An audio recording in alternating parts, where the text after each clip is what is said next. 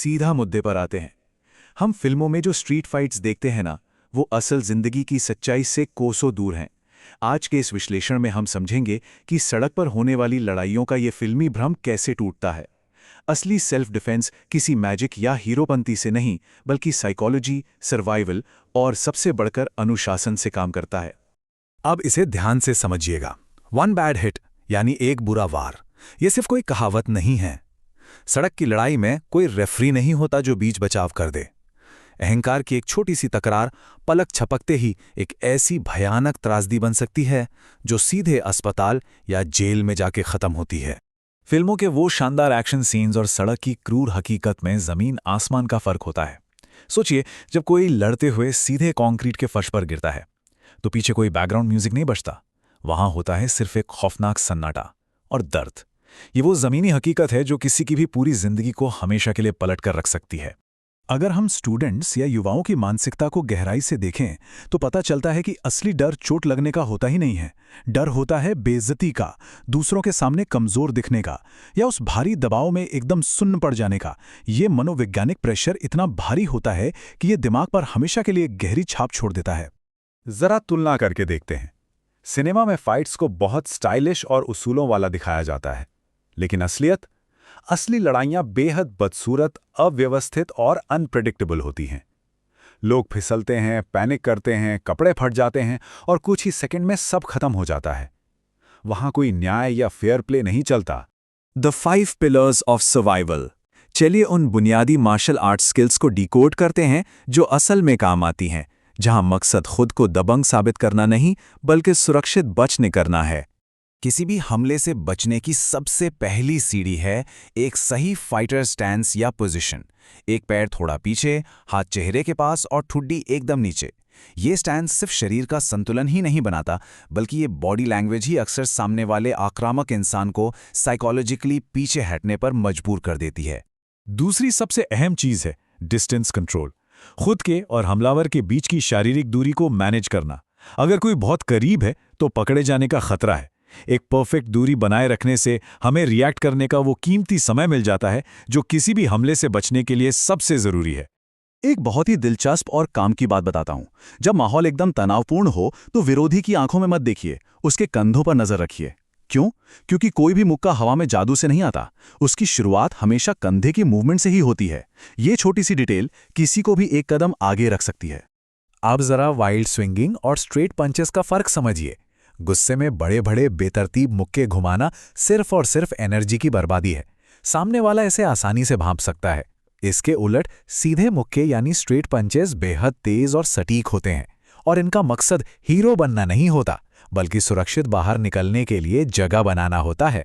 Defence और head movement सीखना इसलिए गेम चेंजर है क्योंकि ये हमें इमोशनली रिएक्ट करने से रोकता है।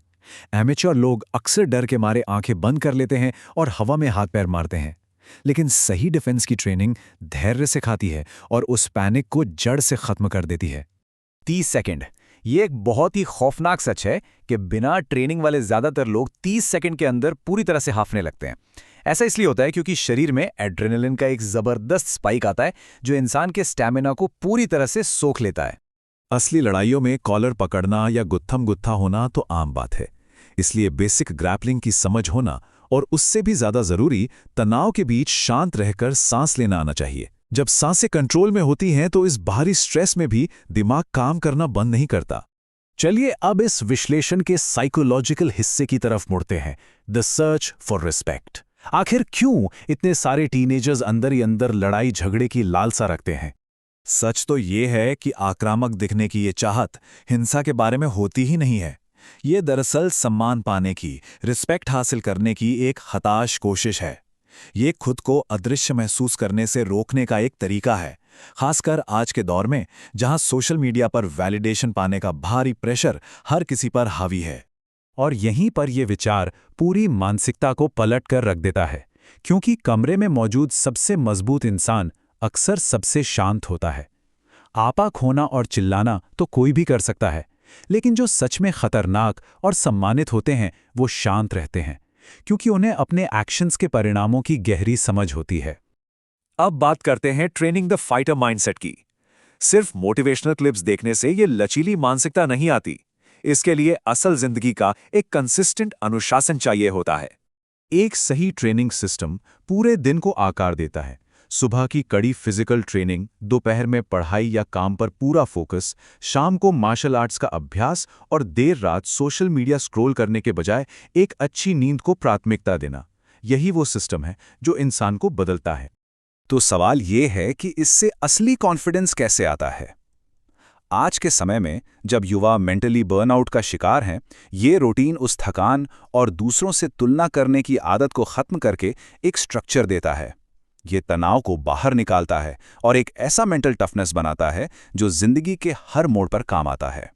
और अब हम पहुंचते हैं उस आखिरी स्टेज पर, मेंटालिटी ऑफ अ मॉन्स्टर, जहां सारा इमोशनल पैनिक और डर खत्म हो जाता है और उसकी जगह ले लेता है एक कोल्ड फोकस और कंट्रोल्ड अग्रेशन। क्योंकि अनुशासन हमेशा प्रेरणा को हरा देता है। मार्शल आर्ट्स की असली कीमत ये नहीं कि कोई लड़ना सीख गया, बल्कि ये है कि उसने मानसिक रूप से कमज़ोर होना छोड़ दिया है। वो इंसान अंदर से मजबूत हो गया है। इसलिए नहीं कि उसे दूसरों को डराना है, बल्कि इसलिए कि उसने खुद के अंदर के डर को हमेशा के लिए हरा दिया है। अगर हम इस पूरे विश्लेषण का निचोड़ निकालें तो सबसे बड़ी सीख यही मिलती है कि असली मॉन्स्टर, असली ताकतवर वो है जो उस वक्त भी शांत रहता है जब बाकी हर कोई अपना आपा खो रहा हो। असली पावर किसी पे हाथ उठाने में नहीं, बल्कि खुद पर काबू रखने में है।